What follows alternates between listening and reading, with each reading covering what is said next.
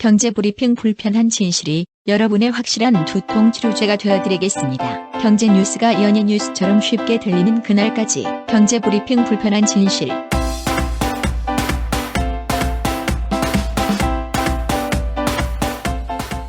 경제브리핑 불편한 진실 7월 25일 순서 시작하겠습니다. 지난 금요일 날 저희 와이프와 함께 은행에 오래간만에 갔었거든요. 왜냐하면 제가 애가 둘이 있는데 둘 다 아직까지 통장이 없었어요. 그래서 그동안에 받았던 용돈이라든지 또 세뱃돈, 또 어르신들이 가끔 만나면 주시는 돈들 있잖아요. 그런 것들을 엄마 통장에 그냥 넣어놨더니 애들이 불만을 제기한 거야. 왜 내 통장은 없고 내 통장에 그 돈을 넣어주지 않느냐.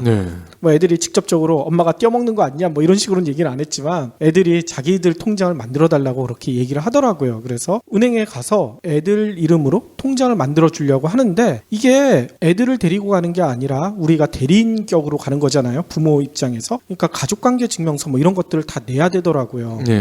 그래서 은행 직원한테 가족관계 증명서 내고 통장을 만들려고 하는데 직원이 갑자기 저희한테 이렇게 물어보는 거예요. 혹시 다둥이 카드 만드셨어요? 그래서 아니 다둥이 우리 애 둘밖에 없는데요 했더니 직원이 씩 웃으면서 뭐라고 했는 줄 알아요? 다들 다둥이 하면 셋 이상인 줄만 생각하고 계시는데 둘만 있어도 다둥이 카드를 만들 수가 있대요. 그래서 우리 깜짝 놀랐어요. 진짜 둘도 다둥이 카드 만들 수 있어요? 했더니만 바로 신청서를 주면서 쓰라는 거야. 이거 쓰시면 일주일 내로 다둥이 카드를 만들어 준대요. 그러면서 이렇게 설명을 붙이더라고요. 여름 들어 한강 수영장 이용하시는 분들, 그런 분들이 다둥이 카드 만들어 많이 온대요. 왜냐하면 한강 수영장에 다둥이 카드를 갖고 가잖아요. 50%가 할인이 돼. 반값이군요. 거기다가 그 옆에 주차장 있잖아요. 거기가 공용 주차장이기 때문에 주차장 요금도 할인이 된다는 거예요. 그래서 다둥이 카드 만들러 상당히 많이 온다고 그 얘기를 하더라고요. 그래서 진짜 이렇게 다둥이 카드 활용할 수 있는 곳이 맞나 제가 살펴봤더니만요. 롯데월드, 서울타워 뭐 이런 데도 다둥이 카드가 할인이 된대요. 롯데월드 자주 놀러 가는데 괜찮네요. 그렇죠. 근데 문제는 박 PD는 해당이 안 돼. 왜냐하면 서울시 시민 중에 자녀 2명 이상, 아까 얘기 드렸잖아요. 2명 이상입니다. 그런데 둘째가 만 13세 이하인 경우에 다둥이 카드를 신청할 수 있다고 하고요. 다둥이 카드가 두 종류래요. 신용카드 기능이 있는 것은 우리은행에 가서 신청하시면 되고요. 신용카드 기능 없고 그냥 본인 확인만 해서 할인받으려면 그냥 동네 주민센터에서도 신청할 수 있다고 합니다. 그러면 경기도민은 안 된다는 거잖아요. 그렇죠. 근데 제가 말씀드렸듯이 저희는 다둥이 카드 하면 당연히 세대 이상이라서 저희는 해당 사항이 없는 줄 알았어. 근데 저희는 잽싸게 만들어가지고 다음에 망원 수영장 갈 때는 50% 할인받아서 더 신나게 놀 수 있지 않을까 이런 기대가 들어요. 다둥이가 꼭 셋 이상이라는 편견은 버려야 되겠군요. 그렇죠.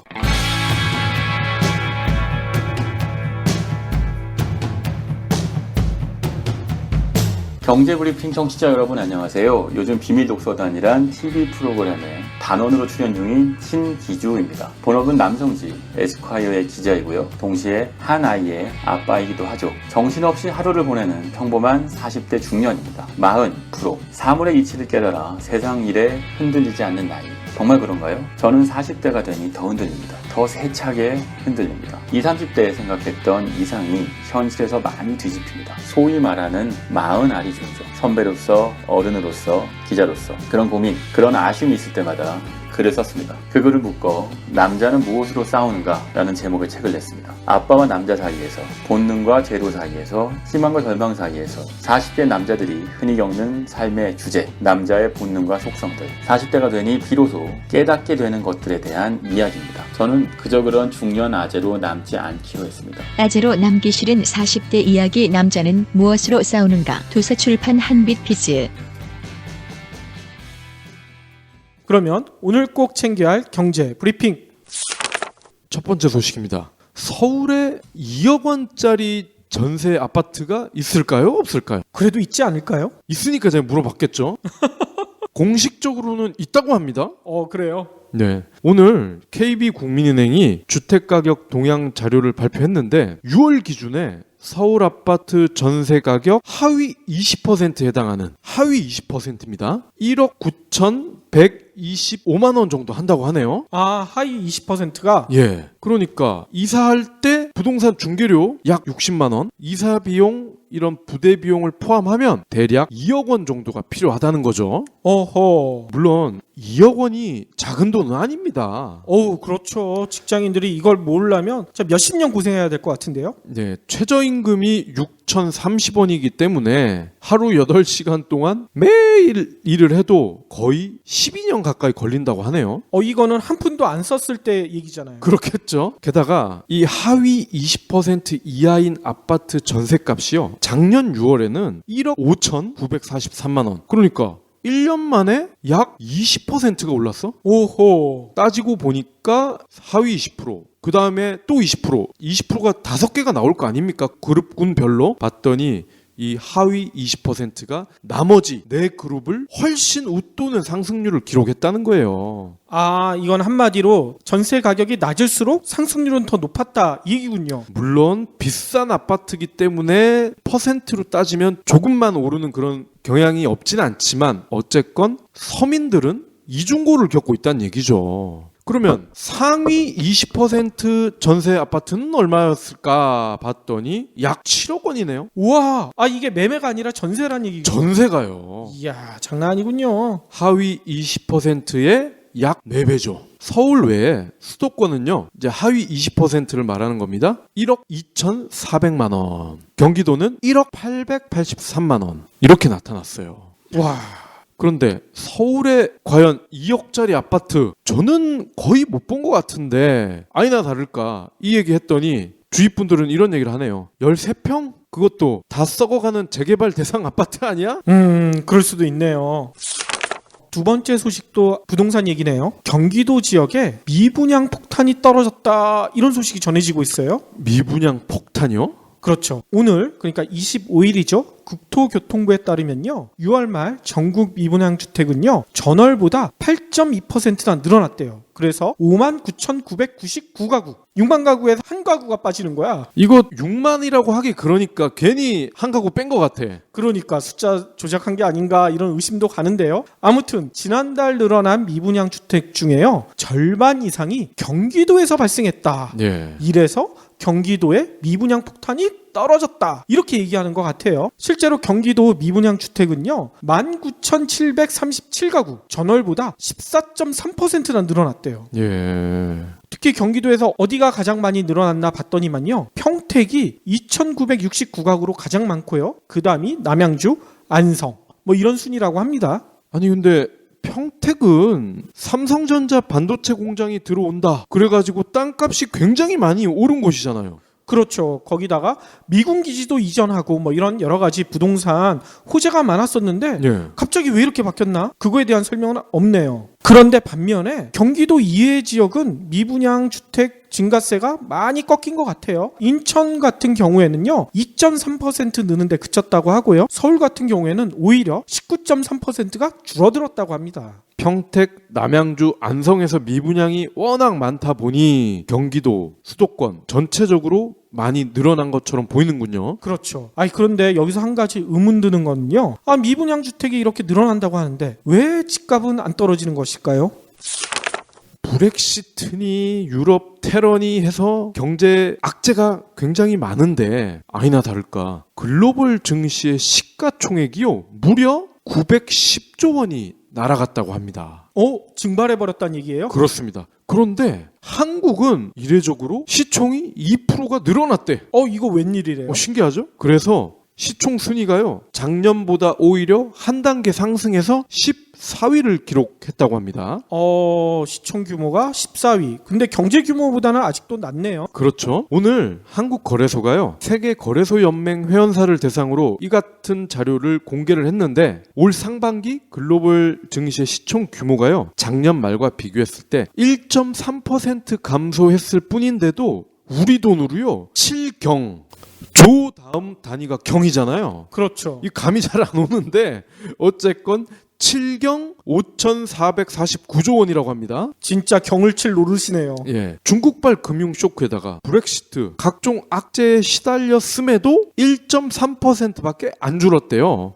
이런 상황에서 한국의 시총은 오히려 2.3%가 불어나서 1433조, 시청 규모 상위 20개국의 절반이 마이너스였는데 한국은 의외로 선전을 했습니다. 근데 알고 봤더니 한국을 제외한 나머지 시장은요, 거의 그동안 최근 몇 년간 2배 이상 시총이 껑충 뛰었다는 거야. 아하. 우리나라는 약보합, 강보합 거의 거북이처럼만 움직였다는 거죠. 한마디로 개걸음했다 얘기군요. 그러니까 2배 올랐다가 떨어진 거와 거북이처럼 걸었다가 강보합인 거랑 이거를 절대적으로 비교를 할 수가 없잖아요. 그렇죠. 그래서 이것도 주식 투자 개미들에게 우리나라는 2%나 올랐다, 안전한 곳이다, 이거를 의도적으로 흘리기 위함이 아닌가, 뭐 이런 생각이 드네요. 충분히 그런 의심이 가겠군요. 한때 전 세계 인터넷 시장을 지배했던 곳 하면 생각나시는 데가 있죠. 야후. 그렇죠. 근데 야후의 굴욕이 계속 진행되는 것 같아요. 오늘 어떤 소식이 전해졌냐면요, 미국 통신업체인 버라이즌이요, 야후의 인터넷 사업을 인수하겠다 이렇게 발표를 했대요. 버라이즌이 야후를 먹었군요. 그렇죠. 야후의 검색, 뉴스, 이메일, 그러니까 야후의 가장 핵심들이죠. 이거를 인수를 하는데 48억 달러, 우리나라 돈으로 5조 4천억 원 정도 주고 인수하기로 결정했다고 주요 외신들이 전하고 있습니다.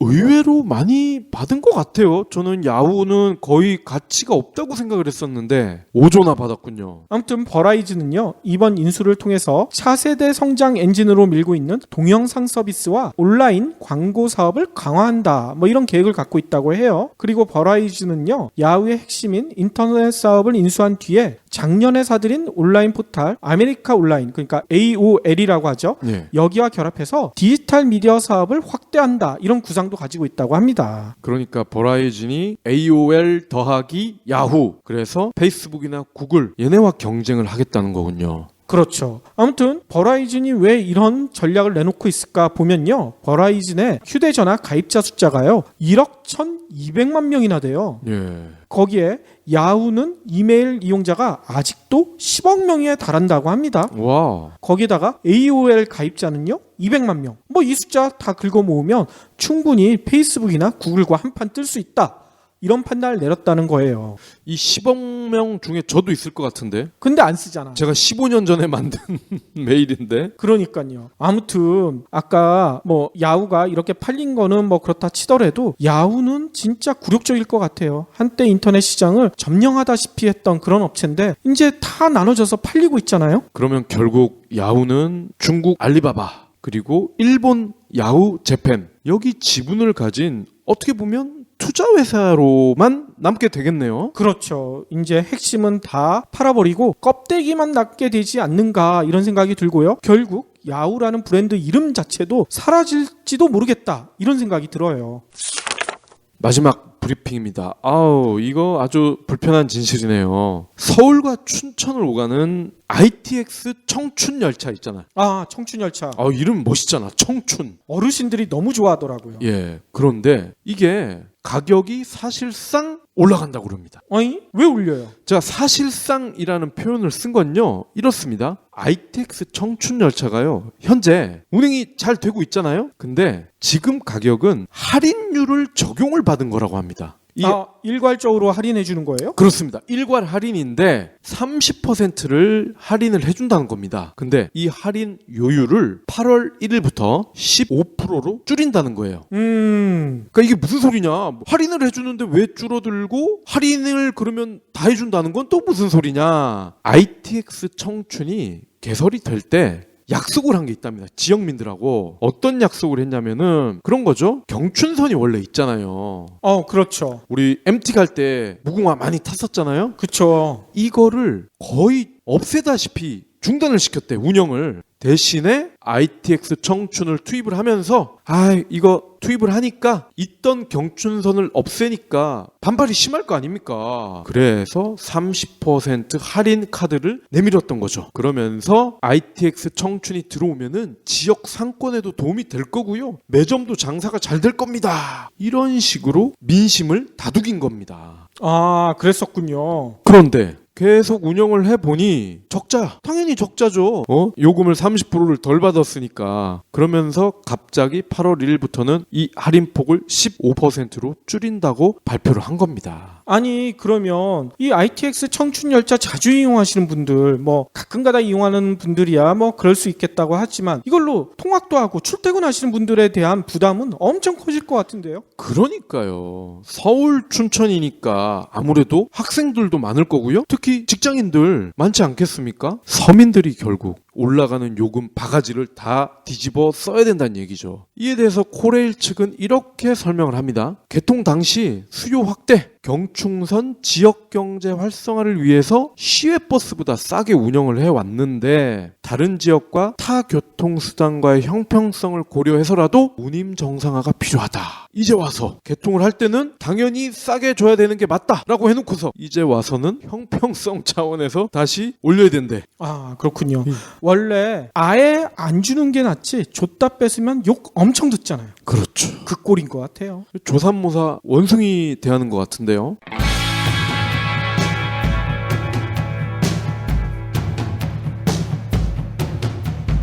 경제브리핑 청취자 여러분 안녕하세요. 요즘 비밀독서단이란 TV 프로그램에 단원으로 출연 중인 신기주입니다. 본업은 남성지 에스콰이어의 기자이고요. 동시에 한 아이의 아빠이기도 하죠. 정신없이 하루를 보내는 평범한 40대 중년입니다. 40%. 사물의 이치를 깨달아 세상 일에 흔들리지 않는 나이. 정말 그런가요? 저는 40대가 되니 더 흔들립니다. 더 세차게 흔들립니다. 20, 30대에 생각했던 이상이 현실에서 많이 뒤집힙니다. 소위 말하는 40알이 중이죠. 선배로서, 어른으로서, 기자로서 그런 고민, 그런 아쉬움이 있을 때마다 글을 썼습니다. 그 글을 묶어 남자는 무엇으로 싸우는가 라는 제목의 책을 냈습니다. 아빠와 남자 사이에서, 본능과 제도 사이에서, 희망과 절망 사이에서 40대 남자들이 흔히 겪는 삶의 주제, 남자의 본능과 속성들, 40대가 되니 비로소 깨닫게 되는 것들에 대한 이야기입니다. 저는 그저 그런 중년 아재로 남지 않기로 했습니다. 아재로 남기 싫은 40대 이야기 남자는 무엇으로 싸우는가. 도서출판 한빛비즈.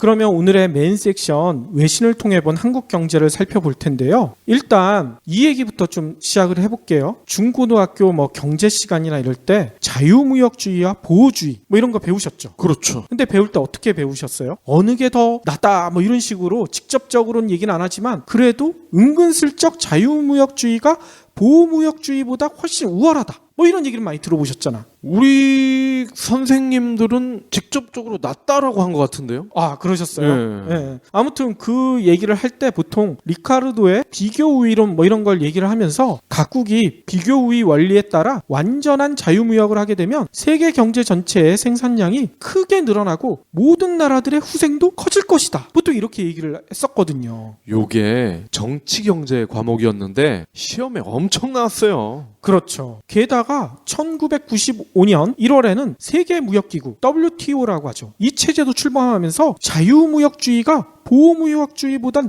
훨씬 나은 체제다. 뭐 이렇게 다들 믿게 됐거든요. 네. 무려 160개국이 뜻을 모아서 전 세계의 관세 장벽을 모두 낮춰버리겠다. 뭐 이렇게 나왔으니까 다들 이때 난리가 났었잖아요. 실제로 WTO는요. 품목별로 관세율을 조정하고요. 각 나라 보호무역 정도를 낮추는 것을 목적으로 하고 있다고 합니다. 물론 출범하고 한동안은 아주 잘 나갔대요. 근데 곧 문제가 생기기 시작했죠. 아까 얘기 드린 대로 160개국이 같이 뜻을 모았는데 이 뜻이 잘 모였겠어요? 매번 사사건건 모든 문제에 다 이해관계가 다 다르잖아. 네. 이걸 일일이 맞추는 것은 현실적으로 불가능하게 되죠. 그래서 현재 WTO는요. 나라와 나라 사이에 경제 분쟁이 발생하잖아요. 이거를 조정하는 역할 이 정도에 그치고 있다고 해요. 그래서 이 WTO 가지고는 뭔가 부족해 이렇게 느끼는 국가들이 많잖아. 당연하죠. 그러면 이 나라들은 어떻게 할까요? 여러분들이 귀에 못이 박히도록 듣고 계신 FTA 자유무역 협정 여기에 눈을 돌리게 되거든요. 양자 간의 협정이거든요. WTO는 다자간 160개국이 모두 뜻을 모아서 하는 거고요. FTA는 각 나라별로 뭐 2개 나라든 3개 나라든 그 협상에 있는 나라들끼리만 협정을 맺게 되는 거예요. 보다 적극적으로 그 해당 국가 간엔 자유무역을 하자. 뭐 이런 얘기거든요. 이 때문에 주로 수출로 먹고 사는 나라들이 FTA에 엄청 적적이었거든요. 네. 대표적인 나라 있잖아. 우리나라. 그렇죠. 우리나라. 지난번 브리핑 시간에도 잠깐 얘기를 드렸는데 우리 정부가 지난 15일에 콜롬비아와의 FTA가 정식 발효됐다. 세계 경제 영토 3위를 지키게 됐다. 뭐 이렇게 자랑을 했어요. 실제적으로 현재까지 우리나라는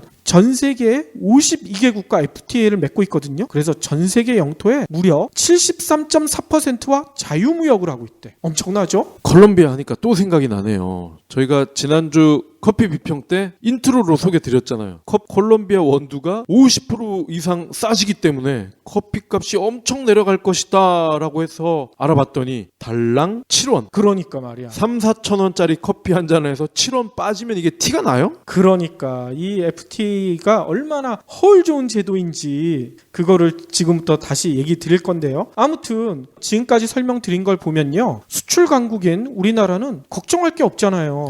무려 52개국과 FTA를 맺고 있고 전 세계 영토의 73.4%와 자유무역을 하고 있고 그 뒤에는 든든한 WTO까지 버팅기고 있고 네.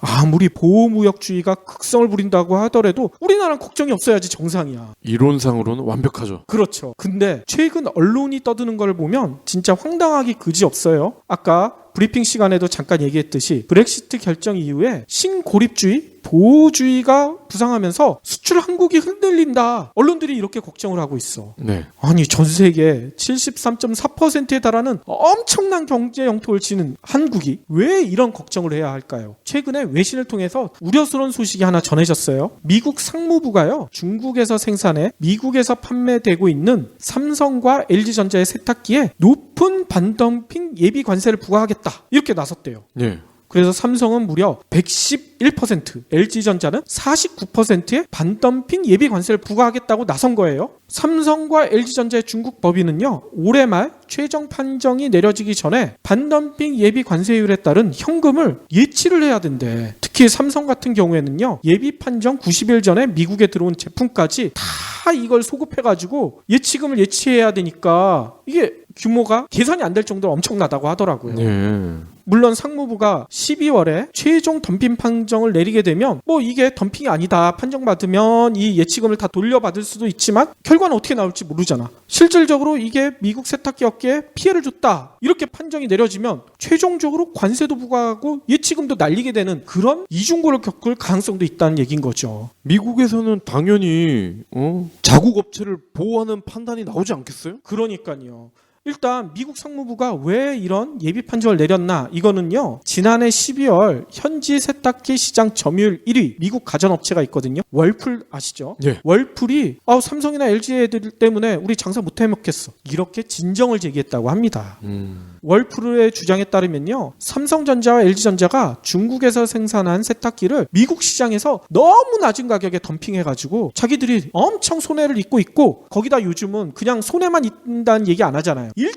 미국인들의 일자리를 위협하고 있다. 이렇게 주장을 한 거야. 아, 일자리를 위협한다. 그렇죠. 그런데 재미난 사실이 있더라고요. 뭐냐면요. 월풀이 이렇게 삼성과 LG전자에 딴지를 건 게 이번이 처음이 아니래. 전작이 있었다는 얘기인 거예요. 예. 2012년에도 한국산과 멕시코산 삼성, LG 세탁기를 대상으로 제소를 한 바가 있대요. 이때도 미국 상무부는 월풀의 주장을 받아들여서 반덤핑 관세 판정을 내렸고요. 미국 국제무역위원회도요. 이를 인정했대. 근데 이게 결국 WTO까지 갔거든요. WTO에서는 다행스럽게도 월풀의 주장과 미국 정부의 판단을 뒤집고요. 우리 기업들의 손을 들어줬대요. 덤핑이 아니라고 판정을 했다는 거죠. 네.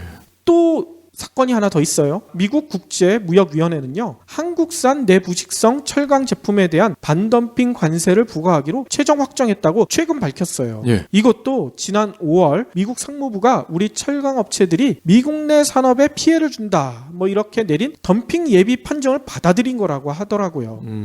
이에 따라 국내 업체인 현대제철은 48%, 동국제광은 9% 관세를 물게 됐대. 뭐 포스코는 다행스럽게도 미국 수출 물량이 좀 적대요. 그래서 반덤핑 조사의 직접적인 대상은 아니었지만 국가별 물량 가중 평균에 따라 관세 부과를 해야 되기 때문에 32%에 가까운 관세를 부과받은 것으로 알려졌대요. 아니 근데 좀 이해가 안 되는데요? 지금 미국이랑은 FTA가 되어 있지 않나요? 그러니까 제가 그 지적을 하고 싶은 거예요. 지금까지 보면 패턴이 보여. 미국 정부가 자국 기업들을 보호하기 위해서 우리 기업들의 활동을 반덤핑이라는 굴레를 씌워가지고 방해하고 있다. 이런 의심이 들지 않을 수가 없잖아요. 아니 이럴 거면 FTA를 안 해야지. 그런데 최근 미국의 흐름을 보면 이건 어쩌면 당연한 결과라고 전문가들은 지적을 하더라고요. 뭐냐면 지난 21일에 미 공화당 전당대회에서 트럼프가 대선 후보 수락 연설을 했잖아요. 여기서 트럼프가 했던 얘기 기억나시죠? 한미 FTA를 꼭 집어서 재협상에 나설 것이다. 협상이 제대로 이루어지지 않으면 협상장을 아예 팍차고 나와버리겠다.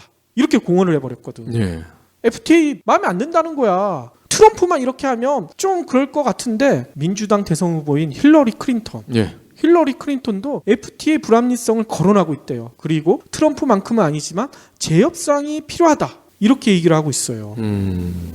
그러니까 이 대선 유력 주자 두 사람 다 FTA 이건 말도 안 돼 이러고 있는데 우리가 야 니네 우리랑 FTA 맺었는데 왜 그런 짓 해? 이렇게 얘기할 계제가 아니라는 거죠. 한마디로 바꿔서 얘기하면 앞으로 우리 기업들에게 이런 목리를 부리는 움직임이 더욱 강화될 수도 있다. 이런 우려가 나온다는 거예요. 그렇게 되겠네요. 그쵸. 근데 아직 놀라기는 일러요. 뭐냐면요. 미국뿐만이 아니에요. 다른 나라들도 보호주의의 장벽을 엄청 높이고 있어요. 24일 코트러가 공개한 2016년 상반기 대안, 그러니까 우리나라를 대상으로 수익 규제 동향과 향후 전망 이런 보고서를 냈는데 여기에 이 보고서를 보면요. 올 상반기 한국 상품에 대해서 총 23건의 반덤핑이나 세이프가드 조사가 새롭게 시작됐대요. 이에 따라 올 6월 말 현재 기준으로 한국 제품에 대해서 수익 규제 조치를 취하고 있는 국가가요. 전 세계 무려 29개 국가. 규제 건수는요. 전체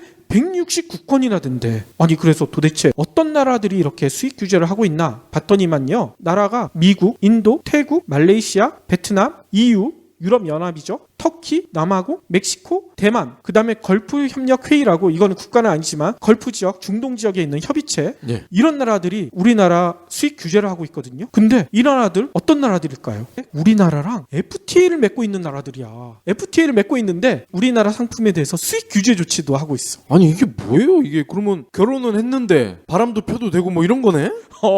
표현을 하자면 그렇게 된 거야. 아니 자유무역 협정이라고 했잖아요. FTA 이것만 맺으면 자유무역을 자유스럽게 할 수 있다고 정부에서 그렇게 홍보를 해왔는데 이게 도대체 뭔 얘기일까요? 세계 경제 영토 3위라고 자랑하던 대한민국이 세계 29개 국가에서 수익 규제 조치를 당하고 있다? 이거 뭔가 이상하지 않아요? 200개가 넘는 나라 빼기 29 해서 세계 3인가 보지 뭐. 아 그래서 그런가? 근데 예전에 제가 에코백 시간에도 잠깐 얘기 드렸었는데 이 정부에서 얘기하고 있는 세계 경제 3위 이게 진짜 헐뿐이에요. 네. 그때도 잠깐 얘기 드렸잖아요. 세계 경제 영토 그러면 1위랑 2위는 어딜까? 보통 1위, 2위 하면 미국인가? 중국인가? 아니 뭐 하다못해 뭐 프랑스, 독일? 이 정도 돼야지 얘기가 되잖아요. 그렇죠. 근데 세계 1위는 칠레, 칠레? 세계 2위는 페루, 아 우리가 세계 3위. 이게 무슨 의미가 있냐고요. 역시 허울에 지나지 않는다. 대충 이해가 되는데요. 그렇죠. 아니 뭐 칠레랑 페루를 무시하는 건 아니지만 칠레, 페루가 우리나라보다 상황이 좋다?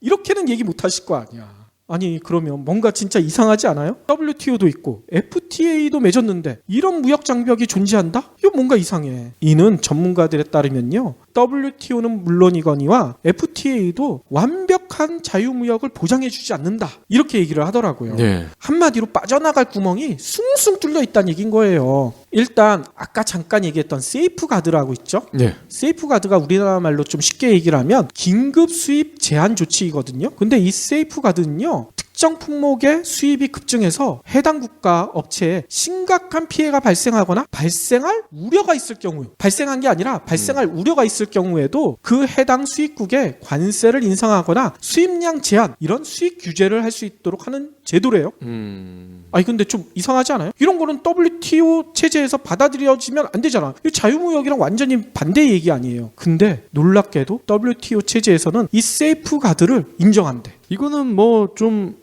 힘 있는 놈들이 자기에게 유리하게 해석을 하기 위해서 이 조항을 넣은 것 같은데요. 그렇죠. 충분히 아까 얘기 드렸잖아요. 심각한 피해가 발생하거나 그러면 심각하다는 게 어느 정도인지가 명확하지가 않죠? 그렇죠. 게다가 발생할 우려가 있어도 제가 나 때릴 것 같아. 이래도 걸 수가 있다는 거야. 이게 무슨 의미가 있어요. 그러니까 귀에 걸면 귀걸이, 코에 걸면 코걸이 식으로 지 마음대로 해석해가지고 나 쟤네 마음에 안 들어 걸 수가 있다는 거죠. 세이프 가드를 발동시킬 수가 있다는 거죠. 네. 뿐만 아니에요. 수입 허가제와 인증제, 이것도 WTO는 물론이고 FTA에서도 인정을 하는 제도래요. 근데 수입을 허가를 해야 된다. 또 수입할 수 있는 자격을 인증해준다. 만약에 해당 국가에서 저 나라 마음에 안 들어, WTO는 맺었지만 허가 안 내주고 인증 안 해줘버리면 되잖아. WTO와 FTA를 빠져나갈 수 있는 충분한 도구이자 현실적으로 존재하는 비관세 장벽이라고 하더라고요. 이거를 아주 잘 활용하는 나라가 있어요. 어딘지 아세요? 중국이요? 맞아요. 중국이에요. 중국이 최근 보호무역주의를 강화하고 있대요. 근데 중국이 이 비관세 장벽을 엄청 잘 활용하고 있는데 그 주 타겟이 우리나라가 있다는 거예요. 현대경제연구원이 최근에 보고서를 하나 내놨는데 중국 대한국 보호무역 현황과 시사점, 제목이 이렇게 돼 있거든요. 여기에 따르면요, 우리나라 수출품에 대한 중국의 반덤핑 조치는요 2000년에서 2008년 사이에는 46건, 2009년에서 2015년에는 8건 크게 줄어들어 버렸어. 그러니까 반덤핑 조치는 안 한다는 거예요. 그러면 우리나라랑 FTA를 맺었기 때문에 이렇게 많이 줄었나 이렇게 생각하실 수도 있을 텐데, 하지만 같은 기간에 기술 장벽 있죠. 기술 장벽 건수는 507건에서 681건으로 증가를 했어요. 근데 더 재미난 것은 위생 또는 검역. 중국 애들이 우리나라를 위생이나 검역으로 거는 거야. 예. 그게 249건에서 887건으로 급증을 해버렸다. 아니, 위생 검역하면은 우리가 중국을 걸어야 될 것 같지 않으세요? 그렇죠. 근데 중국 애들이 우리나라 수입 상품에 대해서 그렇게 건다는 거예요. 구체적으로 중국이 우리나라 수출품에 대해서 통관을 거부한 거, 그걸 따져보면 70%가 가공식품이래요. 근데 이 중에 이유를 따져봤더니만 35%가 포장 불합격이야. 포장. 제품 자체에 문제가 있는 게 아니라 포장이 지네 마음에 안 든다는 거야. 네. 또 이 중에 10%는 뭔지 알아요? 라벨 불합격. 라벨을 제대로 안 붙였다는 거지. 이게 뭔 얘기일까요? 중국 애들이 우리나라 마음에 안 들면 제품엔 전혀 하자가 없고 뭐 여러 가지 문제가 통관이나 이런 데 문제가 없더라도, 야, 니네 포장 우리 규정에 안 맞아? 야, 라벨 내가 왼쪽에 붙이랬는데 니네 왜 오른쪽에 붙였어? 이러면서 수입을 거부할 수가 있다는 거야. FTA를 맺었잖아, 중국이랑. 맺었는데도 이렇게 할 수가 있다는 거예요. 뭐 숨 쉬는 게 마음에 안 든다, 뭐 그런 거네. 그러니까 말이에요. 그런데 지금도 이런데 사드가 배치되면 더 하겠네요, 당연히. 그렇죠. 가장 큰 문제가 그거예요. 사드 배치로 중국이 지금 기분이 엄청 상했잖아. 지난밤에 윤병세 외교부 장관을 만난 중국의 왕이 외교부장이 사드 마음에 안 든다, 직접 대놓고 얘기했다며. 그러면 아까 얘기했던, 야, 니네 라벨 마음에 안 들어, 내가 왼쪽에 붙이랬는데 니네 왜 오른쪽에 붙였어? 모든 상품의 수입을 이런 식으로 막을 수가 있다는 거죠. 싸대기는 안 맞았나 몰라. 그러니까요. 싸대기?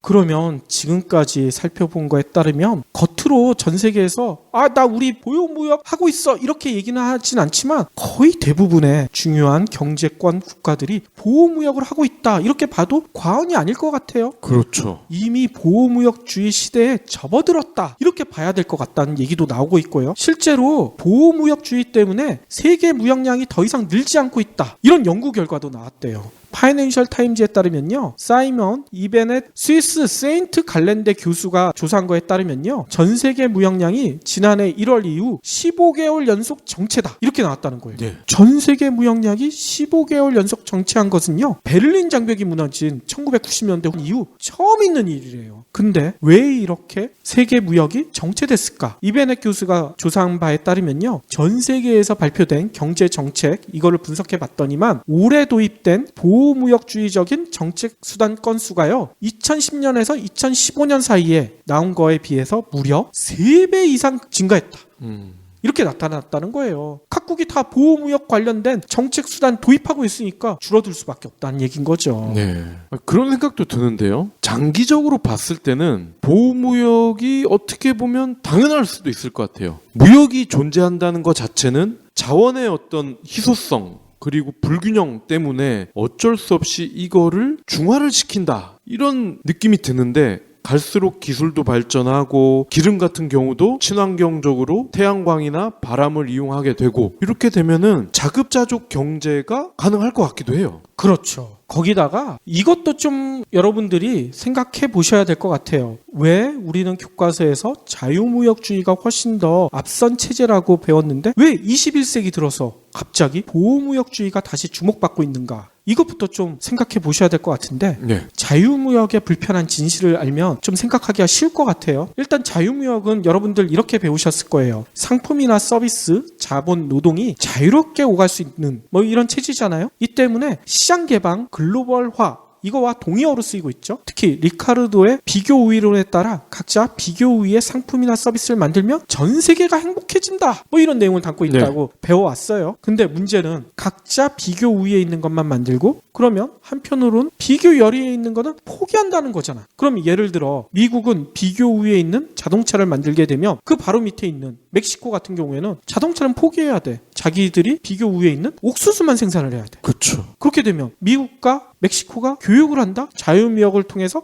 교육을 한다. 그러면 어떻게 되겠어요? 미국과 멕시코 간의 경제적 격차는 영원히 좁혀질 수가 없는 거야. 미국은 맨날 자동차 만들고 멕시코는 옥수수만 만들면 옥수수를 만들어서 자동차를 따라잡을 수가 있겠어요? 현실적으로 불가능하잖아. 그렇죠. 따라서 경제학자 중에서는요, 자유무역은 태생적으로 양극화를 전제하고 있다. 이렇게 주장하시는 분들이 많아요. 네. 문제는 더 나아가 그 나라 안에서도 양극화를 더 진전시킨다. 이런 주장이 있어. 도대체 왜 자유무역이 그 해당 나라 안에서 양극화도 진전시킬까? 이거에 대한 얘기는요. LG경제연구원 김영주 연구위원이 최근 발표한 짙어지는 세계화의 그늘 보호무역주의가 자라나고 있다. 이 보고서를 보면 좀 이해가 가더라고요. 1970년대 제일 잘 사는 나라와 중간 정도 사는 나라 간의 소득 격차가 한 14배 정도 됐대요. 네. 그런데 2010년대가 되잖아요. 그러면 이 격차가 늘어나는 게 아니라 줄어들었어. 3.6배로.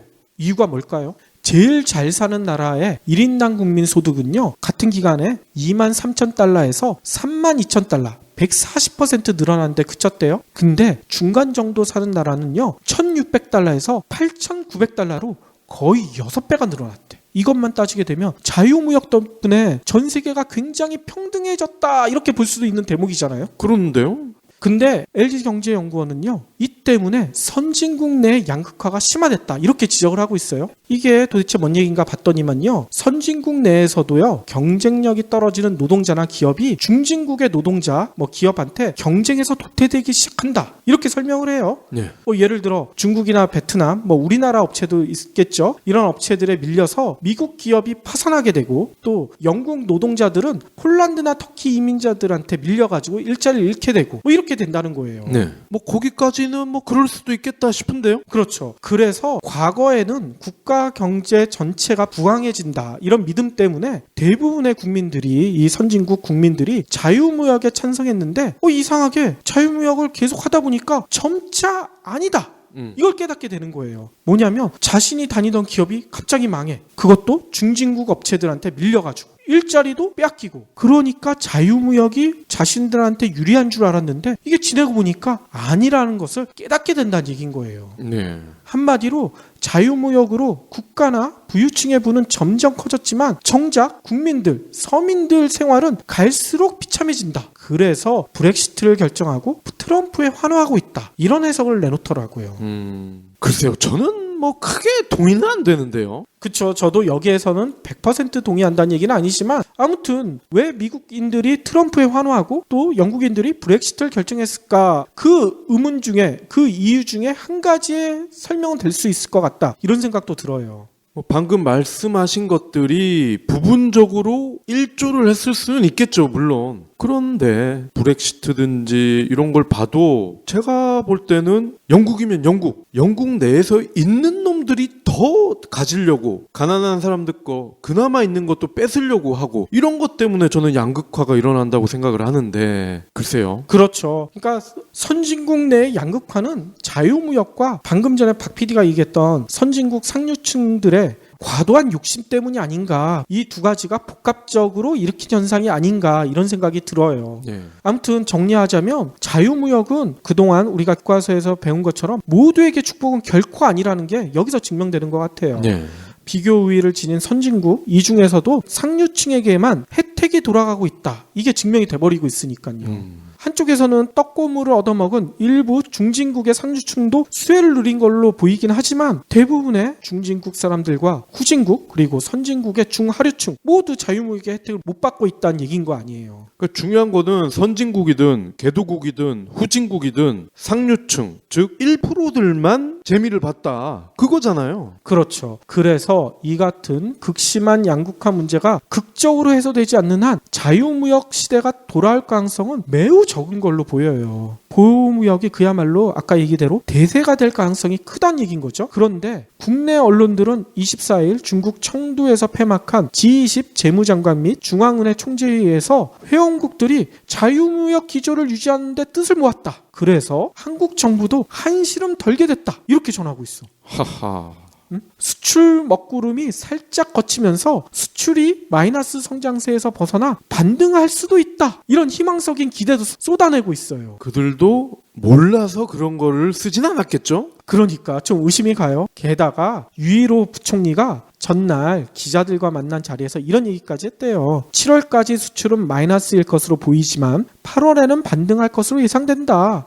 그래서 기자 한 명이 또 물어봤나 봐요. 사드 배치에 따라서 중국의 경제적 보복 가능성은 어떠냐? 유일호 부총리 얘기는 중국도 WTO에 가입돼 있고 FTA를 하기 때문에 전면적인 경제 보복은 불가능하다. 이렇게 강조를 했대요. 그러면서 모든 나라들이 자유무역 기조를 유지하는 데 뜻을 모았다. 아까도 얘기했잖아요. 보호무역주의를 하겠다고 앞에 대놓고 하는 나라는 없다니까요. 그러니까 유일호 말이 맞아요. 전면적으로는 불가능하지. 그러니까 전면적으로는 경제 보복 안 하겠지만 아까 얘기 드렸잖아요. WTO나 FTA 맺어봤자 뒤에서 보복할 방법은 수두룩하더라고요. 구멍이 숭숭 뚫려 있어요.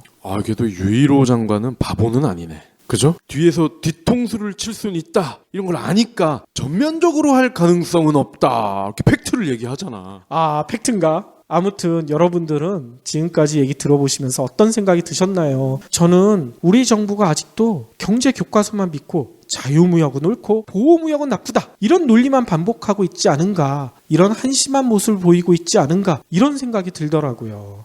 WTO, FTA, 경제영토 3위 이런 허상만 세울 게 아니라 진짜 눈앞에 닥친 보호무역주의 시대에 어떻게 국가를 이끌어갈 것인가 이거를 얘기를 해야 될 텐데 아직도 이런 타령만 하고 있으니 참 앞날이 깜깜해 보인다는 이런 생각도 들어요. 저는 정부가 한심해 보이는 척한다에 4,150원을 걸겠어요. 그래요. 아무튼 경제브리핑 불편한 진실 듣는 애청자들만이라도요. 보호무역주의 시대에 어떻게 우리가 살아가야 되고 또 보호무역주의 극복하기 위해서 양극화 문제를 어떻게 해결해야 될지 이거에 대한 심도 있는 논의가 필요하지 않은가 이런 생각이 듭니다. 자동차에서 중요한 기능 3가지. 달린다 선다 온다 달린다 선다 온다 레이너 그래서 썬팅은 중요하다 썬팅은 레이너 썬팅 썬팅은 레이너 레이싱카에 장착되는 프로페셔널들의 썬팅. 썬팅은 레이너 썬팅. 마지막으로는요. 저희가 한빛비지와 재미난 컨텐츠를 하나 기획을 했어요. 업무의 잔기술이라는 새 책이 나왔는데요. 말 그대로 회사에서 일을 잘할 수 있게 도와주는 일종의 업무 레시피입니다. 그래요. 요리에 레시피가 있잖아요. 그렇죠. 이 저자에 따르면 업무에도 레시피가 있다는 거예요. 그래서 저희가 일주일에 2회나 3회 정도 짧게 업무의 장기술이 무엇인지 소개를 드리려고 합니다. 그러면 첫 번째 소개해 주실 장기술은 어떤 건가요? 제안서는 저녁 8시가 아니라 새벽 1시에 보내라. 아니 그러면 새벽 1시까지 자지 말란 얘기잖아. 이 내용이 뭐냐면요. 일본도 우리랑 비슷하잖아요. 노동 환경이라는 게 상사 눈치 보기 특히. 그리고 다른 사람들이 안 갔는데 나 혼자 내일 봐요 하고 가기가 쉽지 않은 거. 그렇죠. 일본도 비슷하다고 합니다. 그래서 이 저자가 제안서나 보고서를 썼을 때 8시에 상사한테 보낼 것이냐 새벽 1시에 보낼 것이냐 새벽 1시에 보내는 게 이래저래 낫다 이렇게 주장을 합니다. 그 이유가 뭔가요? 첫 번째는요. 부장이라고 합시다. 이 보고서를 최종 확인을 받는 사람이. 근데 메일을 보면은 시각이 표시가 되잖아요. 보낸 시간. 그렇죠. 그런데 메일을 딱 봤더니 새벽 1시에 왔어. 그러면 그 사람이 이 부하 직원을 어떻게 평가할까요? 새벽 1시까지 안 자고 일했구나. 이렇게 평가를 한다는 얘기인 거예요? 그렇습니다. 와, 이 친구 대단한데? 나는 그 시간에 꿈나라가 있었는데 얘는 일을 하고 있었네? 결과를 떠나서 일단 그 결과 전까지의 과정에서 상대적으로 돋보일 수가 있다는 거죠. 그럴 수 있겠네요. 그리고 두 번째, 보고서를 쓴 사람이 실력이 굉장히 좋은 사람일 수도 있고 아니면 정말 부지런한 것 외에는 내세울 게 없는 사람일 수도 있습니다. 물론 두 가지 다 없는 사람도 많지만 근데 만약에 두 번째 사람이라고 치자고요. 노력형인데 결과가 그렇게 썩 좋진 않아. 이런 경우에도 돋보일 수가 있다는 거예요. 아하. 예를 들면 이런 거죠. 제가 12시 55분까지 온갖 노력을 하고 가지가지 고민을 해봤지만 이것밖에는 제가 최선이 안 되겠네요. 이런 식으로 부연을 할 수가 있다는 겁니다. 충분히 공감 가는 얘기네요. 예, 리포터의 퀄리티를 떠나서 그때 담당 부장이 봤을 때는 얘는 그래도 혼내면은 안 되겠구나. 꾸역꾸역 일을 하긴 하는군. 이런 평가를 받을 수가 있다는 거죠. 그리고 마지막 저녁 8시에 보내나 새벽 1시에 보내나 어차피 부장이라는 사람이 이 보고서를 확인하는 거는 다음날 오전이라는 거죠. 그렇죠. 그렇기 때문에 이왕이면 늦게 보내는 게 낫다. 그런 말입니다. 그렇군요. 진짜 이거 업무에 한번 써보면 딱 좋을 만한 장기술이긴 한데요. 근데 또 문제가 생기네. 저희 방송 들으신 분들이 다들 새벽 1시에 보고서를 보내기 시작하면 이거 다 저희 방송 듣고 보낸 거 아니야? 이렇게 의심할 텐데 어떻게 하죠? 그거는 상관이 없어요. 전국에 있는 각 회사의 부장들만 우리 방송을 안 들으면 돼. 부장들이 저희 방송 절대 듣지 못하게. 네. 그러면 되는군요. 보고서 쓰는 분들은 좋은 평가를 받을 수가 있으니까요.